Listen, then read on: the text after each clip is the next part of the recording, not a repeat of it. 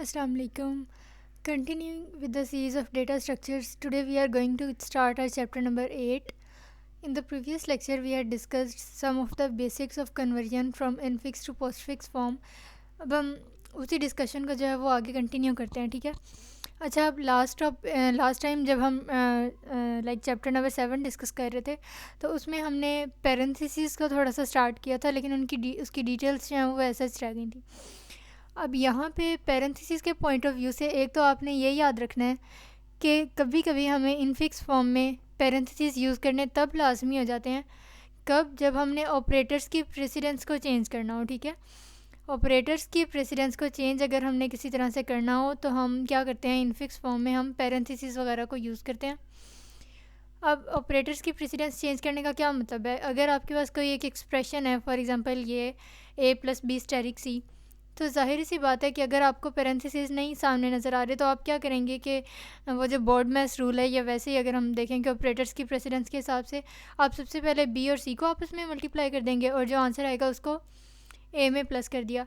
लेकिन some how अगर हम चाहते हैं कि मल्टीप्लिकेशन ना हो पहले, बल्कि लोअर प्रेसिडेंस का जो ऑपरेटर सिंबल है पहले वो इवेलुएट हो जाए और फिर जो आंसर आए उसको मल्टीप्लाई कर दें प्लस c के साथ, तो इसके लिए हम जो है वो पैरेंथेसिस का यूज़ करेंगे, ठीक है। अब यहाँ पे हमने पैरेंथेसिस में इनक्लोज कर दिया a+b को, और अब ये किसी भी यूज़र के लिए या कंपाइलर के लिए इवन ये लाजमी हो गया कि अब जो पैरेंथेसिस में इनक्लोज है पहले वो इवेलुएट होगा एंड देन जो आंसर आएगा फाइनल रिज़ल्ट वो c में मल्टीप्लाई हो जाएगा, ठीक है। अब पैरेंथेसिस की बात आ गई कि अगर फॉर एग्जांपल आपके पास ये दिया हुआ एक्सप्रेशन इनफिक्स और इसको पोस्ट फिक्स में इवेलुएट करना है, चेंज करना है, तो आप कैसे करेंगे। तो इस इनफिक्स को पोस्ट फिक्स में करने के लिए ये यहाँ पे टेबल बना हुआ है, देखें। अब यहाँ पे 4 जो है वो कॉलम्स हैं। पहले में तो सिंपल स्टेप्स आपको बताए हुए हैं, स्टेप नंबर्स हैं। सेकंड में आपके पास सिंबल आ गए। सिंबल यहाँ पे इसका क्या मतलब है, जब हम इनपुट लेते आ रहे थे पिछले चैप्टर्स में, ये इनपुट के लिए कॉलम है असल में, ठीक है। ये पोस्टफिक्स फॉर्म है जो आपके पास असल में लाइक फाइनल रिज़ल्ट आएगा आपके पास। और stack as I mentioned earlier ये आपके पास वेटिंग एरिया है, ठीक है। अच्छा, अब यहाँ पे देखें कि ये जो आपके पास एक्सप्रेशन था इनफिक्स फॉर्म में ये वाला, इसका हमने इस टेबल के अकॉर्डिंग जो है वो करते जाना है। सबसे पहले आपके पास ओपनिंग पैरेंथेसिस आया, ठीक है। ये सिंबल ये स्टैक में वैसे का वैसे चला गया, फ़िलहाल ये अपने क्लोजिंग वाले के लिए वेट करेगा। फिर आपके पास ए आया, ए पोस्ट फिक्स में ही चला गया, ठीक है। क्यों? क्योंकि हम इस वक्त स्टैक में ऑपरेटर्स को स्टोर कर रहे हैं, ऑपरेंड्स को नहीं कर रहे। देन प्लस आया, प्लस को हमने स्टैक में मेमोरी एरिया में डाल दिया, वेटिंग एरिया में। क्यों? क्योंकि इसके अभी जितने ये बाइनरी ऑपरेटर है ना, तो इसके अभी दोनों ऑपरेंड्स पूरे नहीं हुए। उसके बाद बी आया, इसको पोस्ट फिक्स में डाल दिया, बाकी सारा वैसे का वैसा। अब आप यहाँ पूछें कि ए और बी दोनों ऑपरेंड पूरे हो तो गए हैं, तो फिर प्लस क्यों नहीं हुआ इनका, तो वो अब जो है वो अपने क्लोजिंग पैरेंथेसिस के लिए वेट कर रहे हैं, ठीक है। अब नेक्स्ट यहाँ पे असल में हम किसको इवेलुएट करें, ये आपने माइंड में रखना है, ये जो एक्सप्रेशन है ना इसको इवेलुएट करें। क्लोजिंग पैरेंथेसिस आया तो अब a+b ये असल में पूरा हो गया, ठीक है। तो ये जो प्लस था ना स्टैक से उठ के ये चला गया यहाँ। और जैसा कि मैंने आपको पिछले चैप्टर में भी बताया था कि जो ओपनिंग पैरेंथेसिस होता है ना वो अपने क्लोजिंग वाले के लिए वेट कर रहा होता है, स्टैक में बैठ के वो अपने क्लोजिंग पैरेंथेसिस के लिए वेट कर रहा होता है। एज सुन एज जब इसका क्लोजिंग पैरेंथेसिस को मिल जाता है तो स्टैक क्या करता है कि ओपनिंग पैरेंथेसिस को भी और क्लोजिंग को भी, मतलब कि पूरे पेयर को डिस्कार्ड कर देता है। तो अब यहाँ पे देखें, जैसे ही आपको क्लोजिंग पैरेंथेसिस मिला है उसके बाद आपको इस नीचे वाले कॉलम में ये जो एम्प्टी है यहाँ पे आपको कोई ओपनिंग या क्लोजिंग ब्रेस कोई पैरेंथेसिस नज़र आ रहा है नहीं। क्यों? क्योंकि जैसे ही उसका पेयर पूरा हुआ वो दोनों डिस्कार्ड हो गए, ख़त्म हो गए। उसके बाद स्टेरिक साइन आ गया, जो पोस्ट फिक्स में था वो वैसे के वैसे चलता रहेगा। स्टेरिक साइन आपने स्टैक में डाल दिया। उसके बाद सी आया, सी जो है वो पोस्ट फिक्स फॉर्म में गया। अब यहाँ से सारा एक्सप्रेशन ख़त्म हो गया सेकंड कॉलम से। अब ये जो स्टेरिक था ये यहाँ पे एंड में चला गया। अब as I have mentioned earlier a lot of times, अब यहाँ पे अगर कोई आपको कह दे कि इस तरह के पोस्ट फिक्स एक्सप्रेशन को इवेलुएट करें, सॉल्व करें, तो आपने क्या करना है, आपने देखना है कि एंड कहाँ पे हो रहा है, पोस्ट फिक्स एक्सप्रेशन कहाँ पे हो रहा है, स्टेरिक पे, मल्टीप्लिकेशन पे।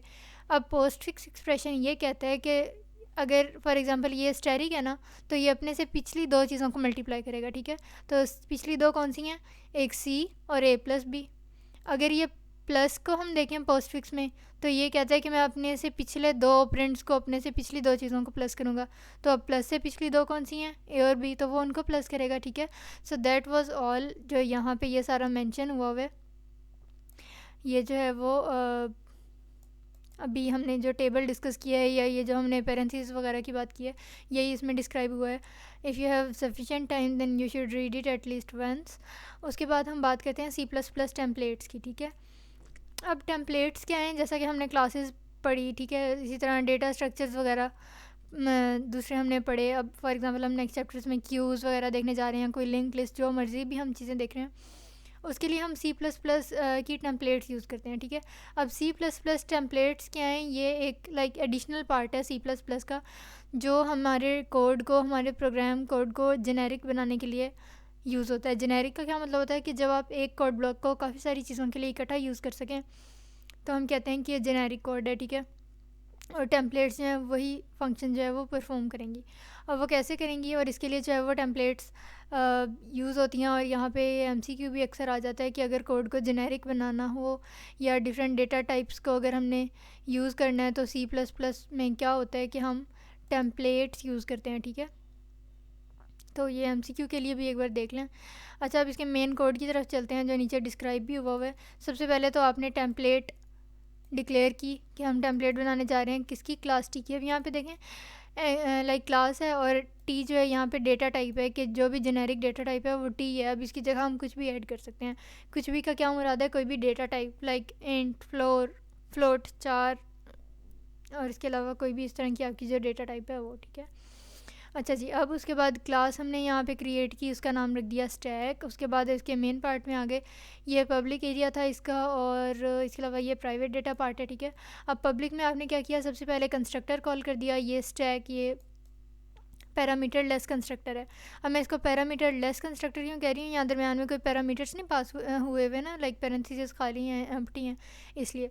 उसके बाद इंट एम्प्टी वॉइड. अब यहाँ पे ये जो है वो देखेगा पहले कि ये एम्प्टी तो नहीं है. कौन, स्टैक. अगर तो ये एम्प्टी होगा तो 1 यानी कि ट्रू रिटर्न हो जाएगा, अगर एम्प्टी नहीं होगा तो फॉल्स रिटर्न हो जाएगा यानी कि 0. उसके बाद इंट पुश. अब पुश जो है वो यहाँ से एड्रेस जो है वो रेफरेंस के फॉर्म में ले रहा है, और टी अगेन कोई जेनेरिक डेटा टाइप है जो किसी को भी रिप्लेस कर देगी आगे जाके. इसी तरह ये जो पॉप होता है वो रिमूव करने के लिए यूज़ होता है, जो हम बहुत बार देख चुके हैं पहले. T peak. अब पीक जैसा कि लाइक टॉप नहीं था जो हम कहते थे कि सिर्फ ये बताएगा कि स्टैक में सबसे ऊपर क्या पड़ा हुआ है. ठीक है, वो बता देगा, रिमूव नहीं करेगा उसको. इसी तरह पीक, वैसे ये इंग्लिश के अगर सिनेरियो में देखें तो पीक का मतलब होता है कि लाइक झांकना या सिर्फ देखना कि अंदर क्या मौजूद है. तो स्टैक में सिर्फ पीक करेगा, like it will just peak into the stack. और ये फंक्शन सिर्फ आपको, पीक फंक्शन जो है वो सिर्फ ये बताएगा कि क्या है सामने पड़ा हुआ. ठीक है, उसको रिमूव नहीं करना, उसको एवेलुएट नहीं करना, उस पर कोई फंक्शन नहीं अप्लाई करना, सिर्फ उसने आपको देख के बताना है किसमें, पीक में. अब यहाँ ये जो आपके पास टिल्डा स्टैक है ये क्या है, ये देखें, क्लास का नेम क्या था, स्टैक. कंस्ट्रक्टर किस नेम से कॉल किया, स्टैक. डिस्ट्रक्टर किस नेम से कॉल किया, स्टैक. तो कहने का मकसद ये है कि जो कंस्ट्रक्टर और डिस्ट्रक्टर होते हैं ना, उनका नेम एज लाइक डिट्टू जो है वो बिल्कुल क्लास जैसा होता है. आप इनफैक्ट ये भी नहीं कह सकते कि स्टैक जो क्लास का नेम है वो कैपिटल एस से अगर शुरू हो रहा है फॉर एग्जांपल, तो जब मैं कंस्ट्रक्टर या उसका डिस्ट्रक्टर बनाने लगूँ तो मैं स्मॉल एस से कर दूँ तो एक ही बात है. वो सिर्फ अपर केस और लोअर केस का भी फ़र्क होता है. जो आपने क्लास का नाम रखा है आपने कंस्ट्रक्टर और डिस्ट्रक्टर एग्जैक्टली वही डिक्लेयर करने होते हैं. ठीक है, अब कंस्ट्रक्टर और डिस्ट्रक्टर में और कोई फ़र्क नहीं है. यहाँ पे ये स्टैक था और सिर्फ आपने ये टिल्डा का साइन लगाया है और ये टिल्डा स्टैक जो है आपके पास डिस्ट्रक्टर बन गया. प्राइवेट डेटा मेंबर्स जो हैं वो हम इंट टॉप, जो टॉप पॉइंटर है, और node is a pointer towards T. T again क्या है, जेनेरिक आपकी डेटा टाइप है. ठीक है, अब यहाँ पे देखें लिखा हुआ है template class T is showing that we are going to write a template. अभी बताने जा रहा है कि हम टेम्पलेट क्रिएट कर रहे हैं. टी जो है वो वेरिएबल नेम है that will be used for generic data type. उसके अलावा इंट पुश टी एंड ये सारा हम जो अभी डिस्कस सारा करके आए हैं. अच्छा जी, अब उसके अलावा ये इम्प्लीमेंटेशन वाला मेन कोड रहता है और इसकी थोड़ी सी इम्प्लीमेंटेशन रहती है, सो हम इसको नेक्स्ट वीडियो में डिस्कस करते हैं.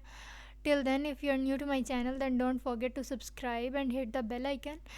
एंड इस लेक्चर में अगर कुछ समझ ना आया हो या कोई क्यूरी, कोई एम्बिग्यूटी रह गई हो तो you can always drop a comment and I will answer your questions. Thank you.